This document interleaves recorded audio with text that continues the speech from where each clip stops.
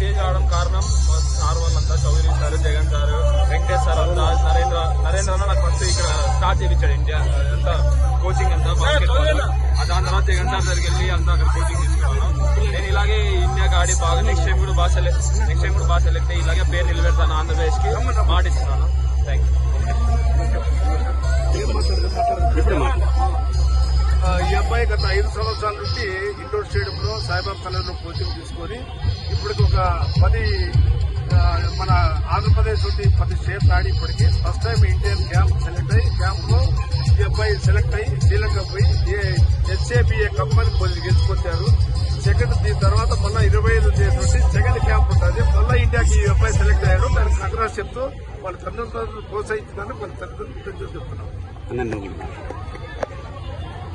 ఇంతవరకు సార్లు చెప్పి మీ కొడుక మా బాబు పేరు చెప్పి మా బాబు ద్వారకనాథ్ రెడ్డి ఈ అనంతపూర్కి మా నాన్నగారైన చలమారెడ్డి గారి తాతకు తగ్గ మనవుడుగా దీనికి పేరు తెచ్చాడు. ఇతను ఒక 6-7 నుంచి బాస్కెట్ బాల్ పోతున్నాడు. అప్పుడు నరేంద్ర సార్ ఇతన్ని గుర్తించి మా కోచింగ్ ఇప్పించి జగన్ సార్ దగ్గరికి, నరేంద్ర సార్ దగ్గరికి పంపించాము. వంశీ దగ్గరికి అందరికి పంపిస్తే వాళ్ళ ప్రోత్సాహంతో ఇతను ఇంటర్పాడయ్యాడు.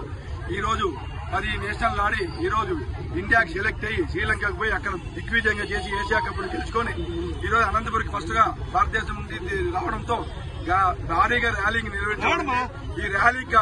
ఈ ర్యాలీకి సహకరించిన బంధువులు ఈయన ఫ్రెండ్స్, మా మిత్రులు, శ్రేయోభిలాషులు అందరికీ పేరు పేరున కృతజ్ఞతలు చెప్తున్నాను. Thank you. మీకే కాదు ఇండియాకే పేరు తెచ్చినాడు శ్రీలంక నుంచి. మీరు ఎలా ఫీల్ అవుతున్నారు మీ అబ్బాయి? అబ్బాయి ఇండియాకి పేరు తెచ్చినందుకు, ఆంధ్రప్రదేశ్ తెచ్చినందుకు, మా ఇంటికి ద్వారగా కుటుంబానికి ఇంత పేరు తెచ్చినందుకు చాలా సంతోషంగా ఉన్నాము. మామూలుగా కాదు. ఈ దిగ్విజయం ఇలానే సాగించి వాళ్ళ తాత పేరు గాని, మా పేరు గాని, మా కుటుంబం పేరు నిలబెట్టాలని చాలా నమ్మకంతో ఉన్నాం. ఈ క్రెడిట్ ఎవరికి ఆశ చేస్తున్నారు? క్రెడిట్ మొత్తము కోచులకి, వాళ్ళ తాత అయిన చలమారెడ్డి గారికి చెందుతుంది. Thank you.